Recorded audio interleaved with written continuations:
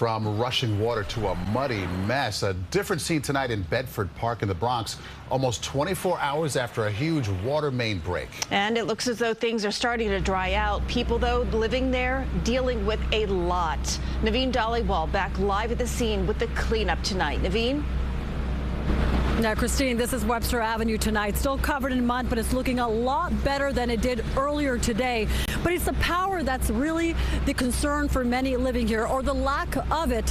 That building right there, lights out, and that's not by choice. And officials say there are 13 buildings that do not have electricity, and there's no timeline as to when it could be back.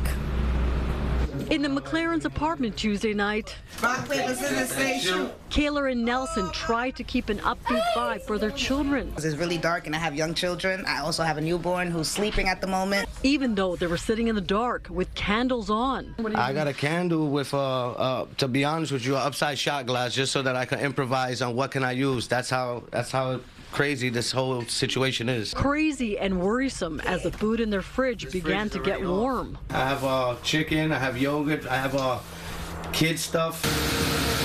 Outside of the McLaren's building, the street sweeper was busy making rounds on muddy Webster Avenue as crews pumped water out of buildings.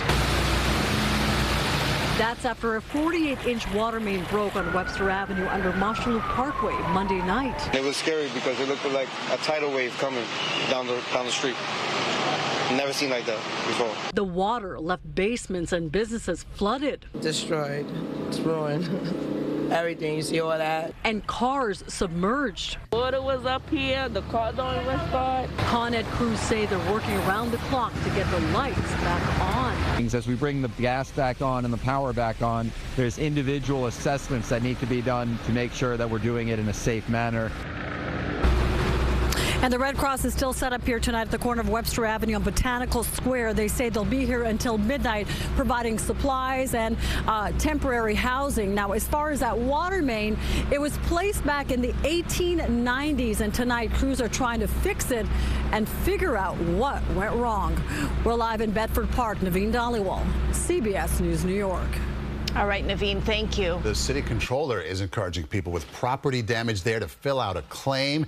This is what it looks like. You have to fill it out within 90 days. It also has to be notarized. We'll have a link to this form on our website, cbsnewyork.com.